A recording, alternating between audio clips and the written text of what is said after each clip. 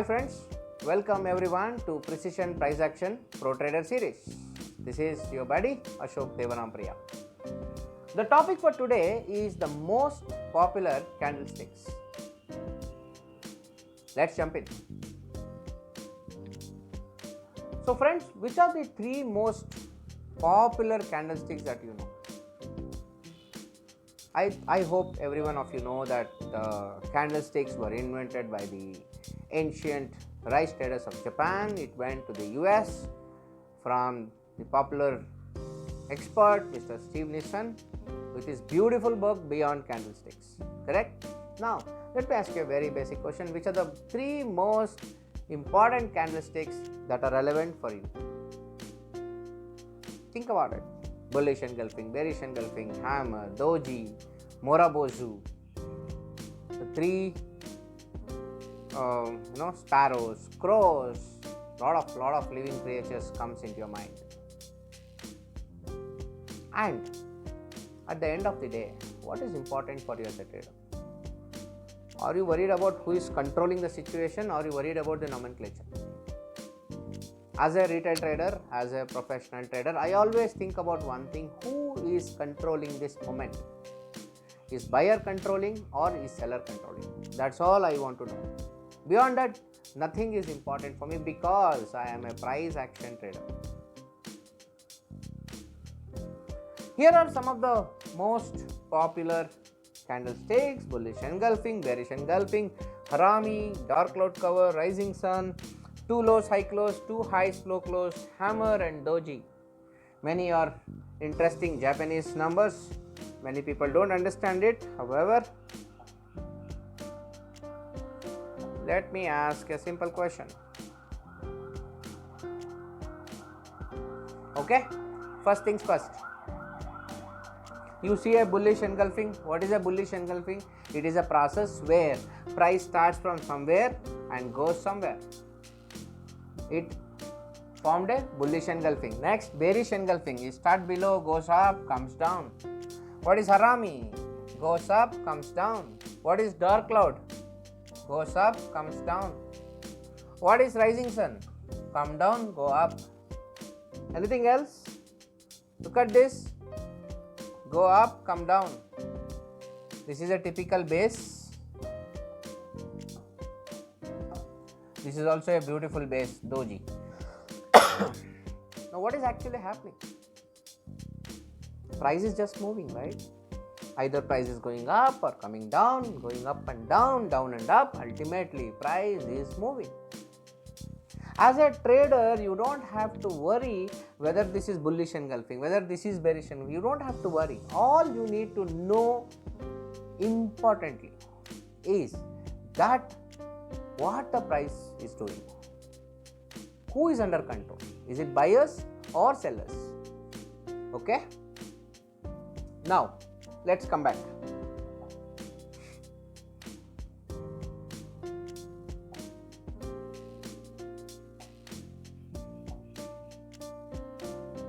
Now, where is the open of this candle? Here. Where is the close? When you do merging, what is the process? When you do merging, what is the process? Open of the first, close of the last, highest high, lowest low. Here is your final candle. Now tell me who is under control. It is the price closed on the upper half of the candlestick range. Okay, and there is almost momentum towards upside. More or less in this candle, buyers are under control. Fair enough? That's all you need to know. Next, look at this candle. Open of this, close of this, highest high, lowest low. So ideally,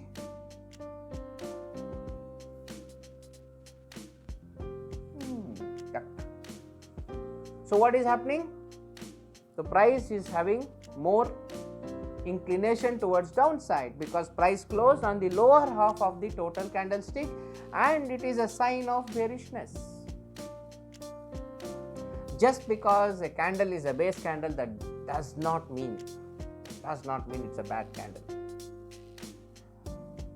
There are a lot of scenarios which would come in the future. We will discuss about it, but for now, remember this fact that this is more inclined towards bearishness.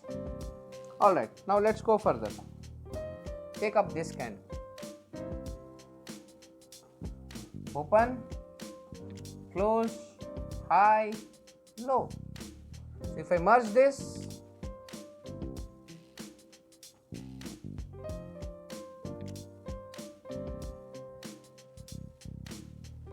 so bearish pattern where price acted like it was continuing upwards but then reversed. Price went up and came down, that's it. Ultimately, you need to blend the candle and see what is the scenario. So wherever the price is, that defines the ability of the price and the direction in which it can probably move. See, you can never say, okay, next price will move down or up. See, the trader, any trader for that matter, he must behave like a statistical expert. I'll give a simple example. Take a coin, toss it 100 times. Let's suppose 99 times it becomes head and 100 times you take a toss. If somebody asks you as a trader, the next toss will be head or tail, a trader will think 99 times it was head, so this time also it is head. He says 100% head. You talk to a statistical expert from 99 trades, alright? For 99 trades, if it is head and the 100 trade you ask him, sir, what will happen next? He will say probability is 50-50, I don't know.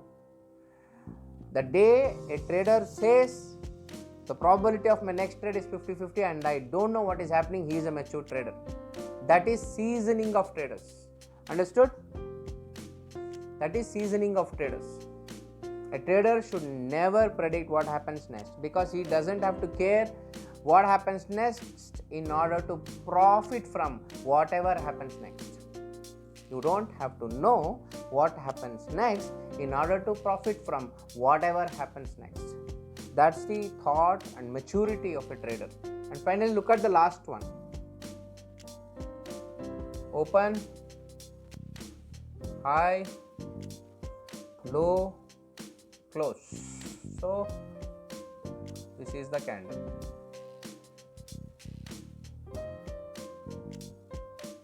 Bullish pattern where price looked like it was going to continue down and moved up. That's what it happened. Now it went down, bearishness, it went up, bullishness. And finally, what's the outcome? It is a candle where the price closed on the upper half. It has bullish tendency. That's it. In all these candles, so-called candles, what happened? Somebody was under control. Who is under control? Either the buyer or the seller. And when you blend a candle, you know who is under control. Do you have to know which is the most popular candlestick? No. There is no popular candlestick in the planet. There is no popular moving average in the planet. There is no popular RSI indicator rule in the planet. Anybody who tells you that he has a secret formula, bring it to me. I'm a quant guy, I'm a systematic trader, I'm an algo trader. Any strategy I can code it in 1 hour. Today we manage close to about a little more than $1 million fund with lot of efforts and maturity. You bring any formula, but it has to be a mathematical formula. Absolutely no discussion. We can code it. If it's a simple moving average, RSI, MACD, stochastic, anything indicator, some breakout, this breakout, that breakout, we can code it. Price action is only one thing which we can't code because it has its own challenges. Your eye can see many things, but your program cannot see it. Ultimately, everything boils down to one thing: who is under control, buyer or seller. That's all you should know. You don't have to worry the names and different types of candlesticks. Absolutely is of no use. And anybody who makes a decision based on 2 candlesticks is as immature as a cricket lover who makes a decision of the match based on 2 balls. Suppose you saw the 5th over first and second ball and something happened, outcome is something. Based on that, if you conclude that this match is going to do something like this, there is a problem. A mature trader should never judge the performance of a candle based on two things. It is just an action point. There are a lot of things you need to see before you make a decision. There are a lot of traders who does this. And let me tell you one more thing. All these breakout traders, reaction traders. The fact of the matter is, you cannot make a decision with just one or two candles. You need to see the whole journey. What candlestick is doing, what it did in the past, what it did now, what it can do tomorrow. This is the kind of approach you need to take. Past, present, future. We'll talk more about it in the subsequent slides, and the agenda of this session, of this video, is to conclude one thing: there is no candlestick which is the most popular candlestick in the planet, and according to me, whichever makes profit, that is the best candlesticks. That's all. What's the agenda? Ultimately, we have to make profits, right? Anyway, I'll meet you again in the next video with yet another interesting topic. Until then, signing off, Ashok Devanampriya from Traders Gurukul. Thank you.